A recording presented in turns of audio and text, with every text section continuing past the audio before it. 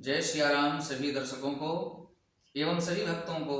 सबसे पहले सभी देशवासियों को दीपावली की हार्दिक शुभकामनाएं एवं अनंत कोटि बधाई। मित्रों, इस दीपावली में हम अपने सभी दर्शकों को श्री लक्ष्मी जी को प्रसन्न करने हेतु और धन प्राप्ति के अचूक उपाय बताने जा रहे हैं एवं दीपावली के दिन लक्ष्मी गणेश पूजन विधि एवं शुभ मुहूर्त का समय भी इस वीडियो में बता रहे हैं और साथ में ये भी बताने वाले हैं कि राशि के अनुसार श्री लक्ष्मी गणेश जी के साथ किस देवता का पूजन करने से विशेष कृपा प्राप्ति होती है। मैं आचार्य हरिश्चंद्र तिवारी आप लोगों को जय सियाराम। दर्शकों, दीपावली का पर्व कार्तिक मास का प्रमुख पर्व है। दीपावली पर लक्ष्मी जी की विशेष पूजा की जाती है।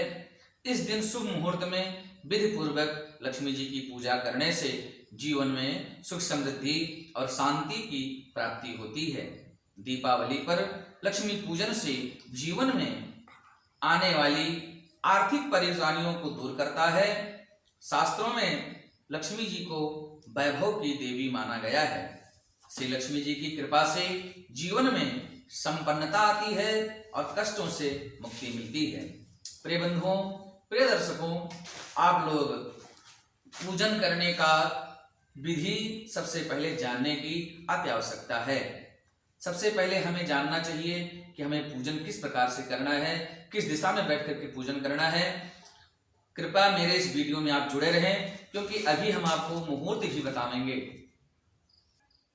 दर्शकों, सर्वप्रथम जो पूजन करता है यजमान, वह पूर्व या उत्तर की तरफ मुख करके ही बैठें।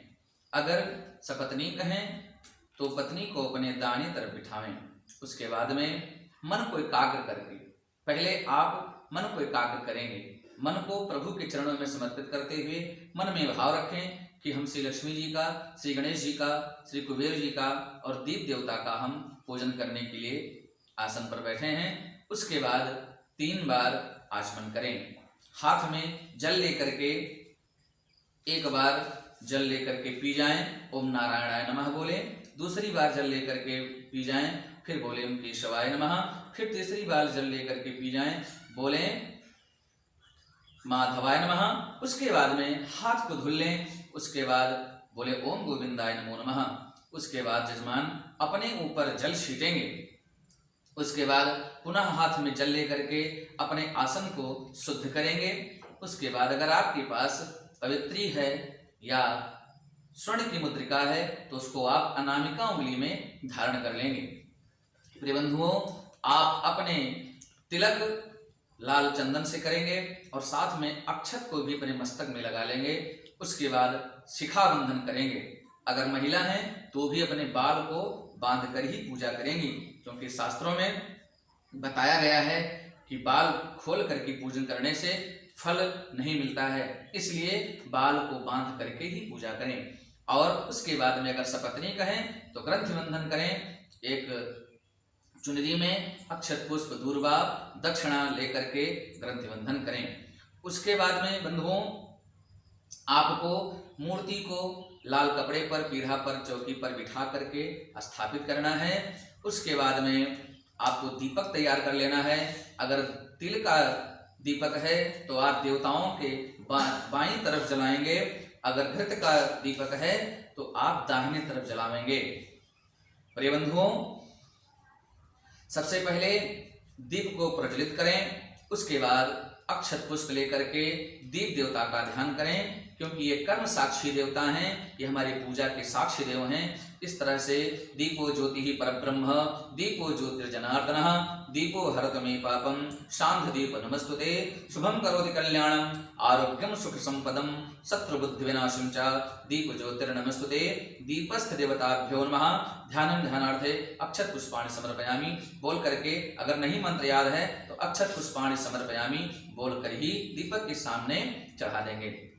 उसके बाद में इस मुद्रा में हाथ करके दीप को स्पर्श करेंगे, प्रतिष्ठा करेंगे। प्रतिष्ठां वरदा भवेत्, इस तरह से कहकर दीप को प्रतिष्ठित करेंगे। उसके बाद में आप संकल्प करेंगे। संकल्प का मतलब ये होता है कि हम भगवान का पूजन करने के लिए संकल्प कर रहे हैं। जरूरी नहीं है कि हम लोग मंत्र के द्वारा ही संकल्प करें।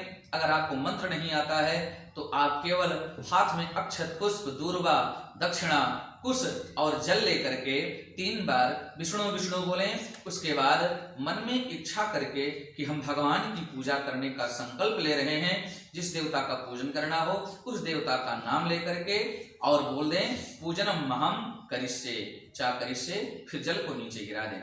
ये हो गया आपका संकल्प। उसके बाद में आप गणेश और श्री लक्ष्मी जी का ध्यान करेंगे। सबसे पहले आप गणेश जी का ध्यान करेंगे, लक्ष्मी जी का ध्यान करेंगे और कुबेर जी का ध्यान करेंगे।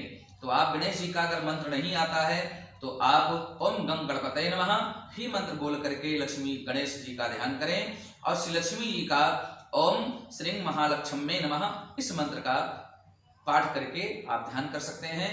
ओम कुबेराय नमः, कुबेर जी का ध्यान करें। उसके बाद में ध्यान करने के बाद आसन हेतु अक्षत छीटें। जैसे कि देवताओं को हम बिठाते हैं तो उनके लिए हमें कोई आसन देना चाहिए, तो आसन के हेतु आप पहले अक्षत छीटेंगे।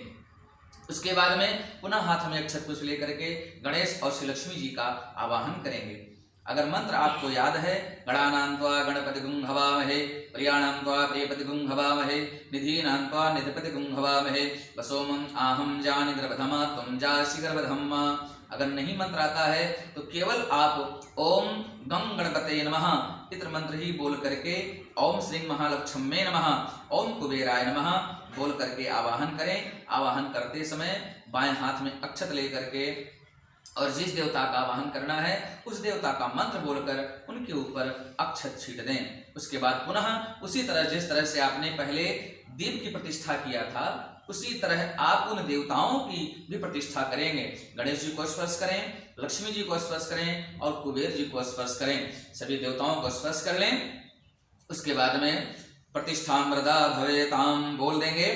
उसके बाद अब आप एक चीज विशेष ध्यान दीजिए कि जिसके पास जैसी व्यवस्था हो, जो सामग्री हो, जरूरी नहीं है कि आपके पास सारी व्यवस्था है तभी आप पूजन करें।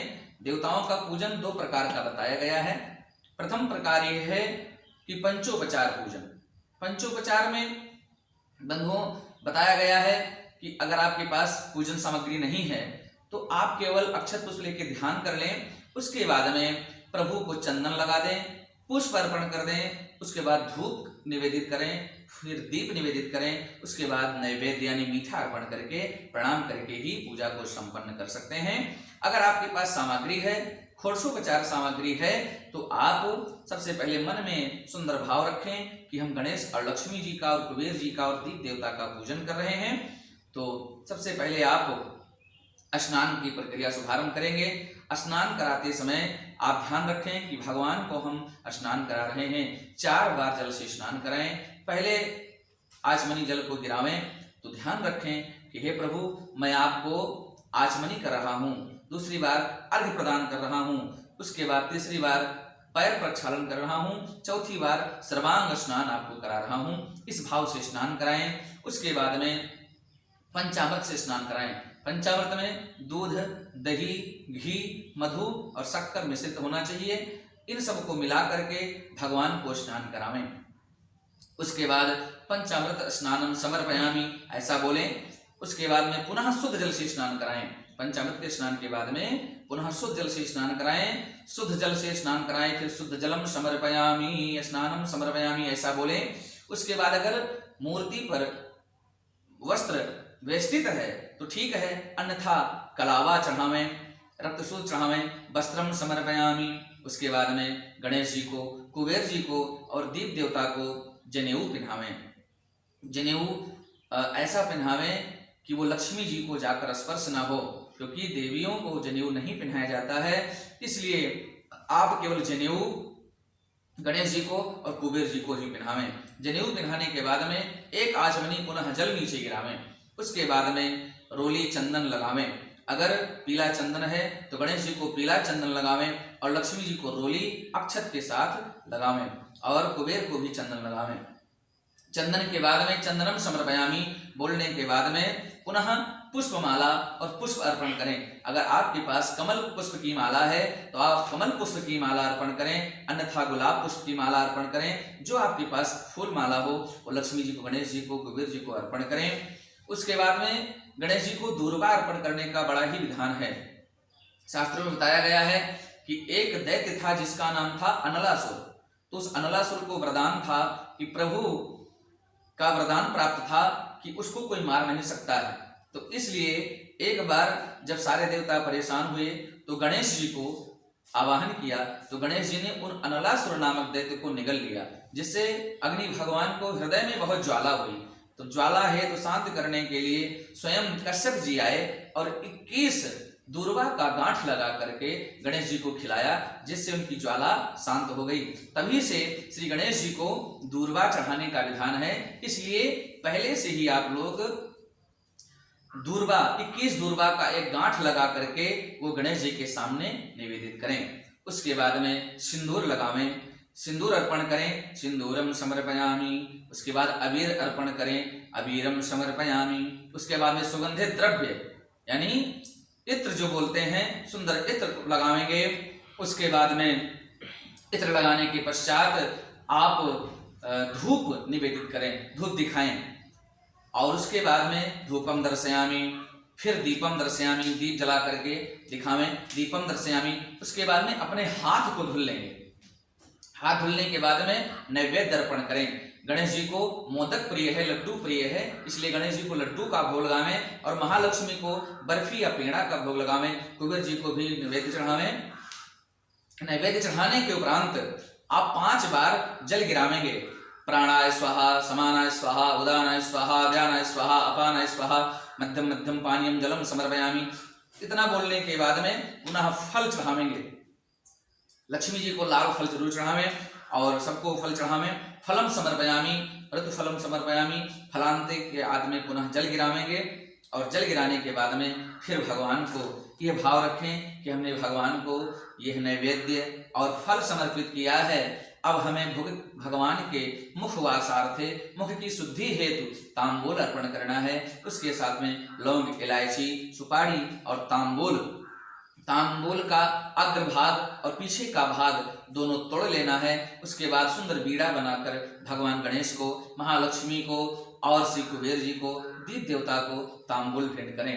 तांबूल के बाद में गणेश जी को हल्दी बहुत प्रिय है। गणेश जी को हल्दी 5 गांठ या 11 गांठ हल्दी अर्पण करें। लक्ष्मी जी को धनिया, खड़ी धनिया अर्पण करें और 11 कमल पुष्प या फिर 11 कमल बीज का दाना वो ला करके लक्ष्मी जी के सामने उपस्थित करें। उसके बाद में जो मीठी भुरकी आती है छोटी छोटी, वो मीठी भुरकी में धान का लावा भरकर 2-2 गणेश जी के सामने और लक्ष्मी जी के सामने ला करके स्थापित करें। उसके बाद में प्रक्रिया आती है दक्षिणा का, क्योंकि कहा गया है यज्ञस्य पत्नी दक्षिणा, यज्ञ की पत्नी का नाम दक्षिणा है।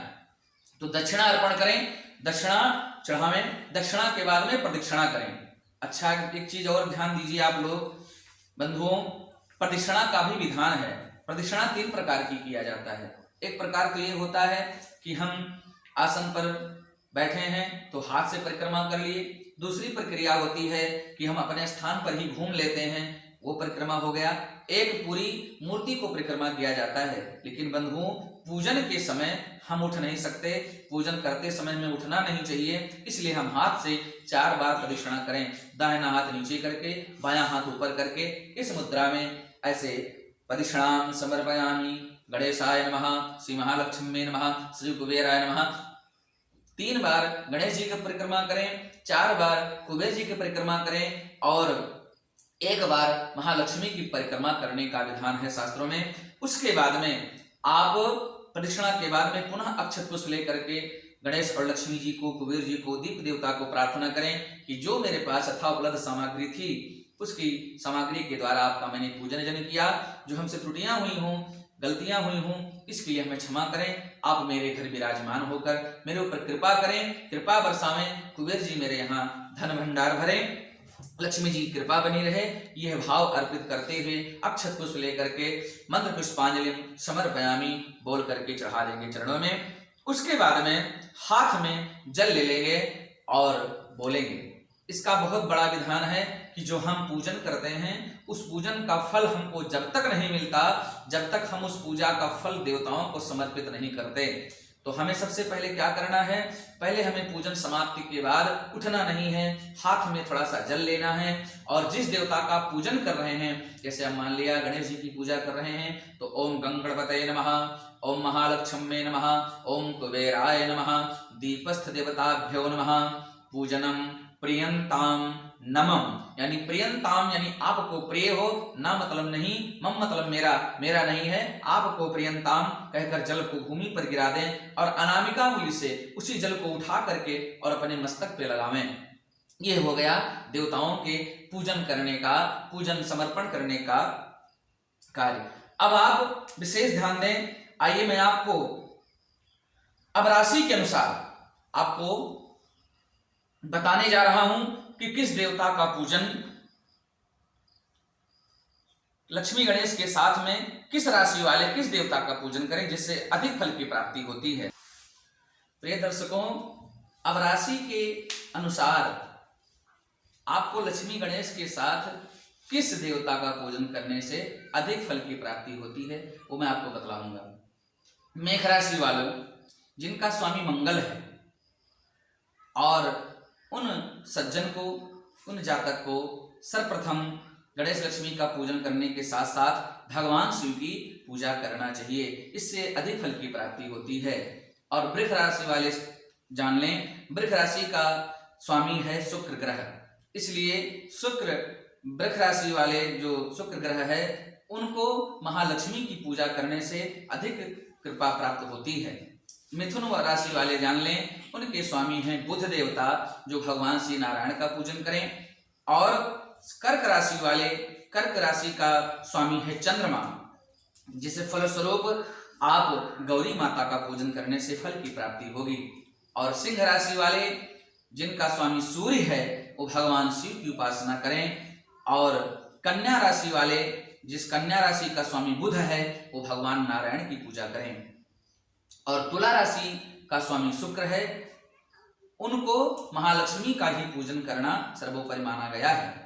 और वृश्चिक राशि का स्वामी जो है मंगल है, वो भी भगवान शिव जी की पूजा करें। और धनु राशि वालों का स्वामी बृहस्पति है, जिसका इष्ट देवता भगवान शिव हैं, वो भगवान शिव की उपासना करें।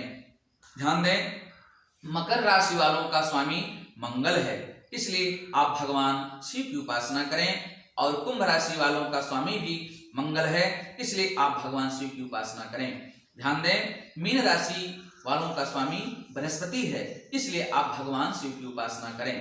प्रिय बंधुओं, अब आपको मैं बताऊंगा मुहूर्त कि किस मुहूर्त में आप श्री महालक्ष्मी का पूजन करें तो आपको उसका फल अधिक प्राप्त होगा। विशेष ध्यान दें, मैं आपको बताना चाहूंगा कि जरूरी नहीं है कि आपके पास सारी उपलब्ध व्यवस्था हो। अगर आपके पास थोड़ी भी व्यवस्था है तो आप शाम के समय, सुबह के समय भी भगवान का पूजन कर सकते हैं। और शाम के समय घर के द्वार पर दीपक जलाकर लक्ष्मी जी का आवाहन, उनसे प्रार्थना करें कि हे लक्ष्मी जी, हे कुबेर जी, आप मेरे घर आवें। क्योंकि शास्त्रों में बताया गया है कि जब सायंकाल के समय जब पूजन का कार्य का समय होता है तो लक्ष्मी जी और उनके साथ में दरिद्रा दोनों साथ में चलती हैं। और जिनके घर पे दरवाजे पर धूप दीप होता है और घर में प्रकाश होता है और साफ सफाई होती है, उनके घर से लक्ष्मी चली जाती हैं। और जिसके घर पर दीप नहीं जलता है, जिसके घर पर बुराइयां होती हैं, जिसके घर पर कलह होता है, उसके घर दरिद्रता चली जाती हैं, जिसके फलस्वरूप उसके जीवन में कभी सुख शांति नहीं मिलती है। तो आइए हम आपको मुहूर्त बताते हैं इस दीपावली में कब पूजन करें, कितने बजे से लेकर कितने बजे तक पूजन करने का समय है। आपको बता रहे हैं, सायं 5:52 से 7:48 तक यह है वृष लगन में बहुत ही अत्युत्तम पूजन मुहूर्त का समय है। और एक मुहूर्त और है, सायं 6:10 से 8 बजे तक वृष लगन में ही बड़ा ही सुंदर मुहूर्त बताया गया है। उसके बाद में रात्रि का भी पूजन है, जो रात्रि में ठीक 12 बजे से 12:20 से लेकर के और 2:35 तक सिंह लग्न में आप भगवान की पूजन कर सकते हैं। इसके करने से आपको अधिक फल की प्राप्ति होगी। आप विशेष ध्यान दें कि अब हमने आपको ये सारी जानकारी दिया है, आगे की जानकारी आप अगले वीडियो में देख सकते हैं। तब तक के लिए जय श्री राम, जय श्री राधे। आप समस्त देशवासियों को इस दीपावली की अनंत कोटि बधाई। पुनः बार मैं बता रहा हूं, आप लोग विशेष मुहूर्त का समय जानकारी कर लें। मुहूर्त जो है वो 5:52 से सायं 7:48 तक वृष लग्न में अति उत्तम बताया गया है। पुनः सायं 6 बजे से 6:10 बजे से यानी 6:10 से 8 बजे तक सायं वृष लग्न में ही सर्वोपरि माना गया है। और पुनः रात्रि में 12:20 से यानी 12:20 से 2:35 सिंह लग्न में आप लोग पूजन कर सकते हैं। जय श्री राम, जय श्री राधे, जय श्री कृष्ण।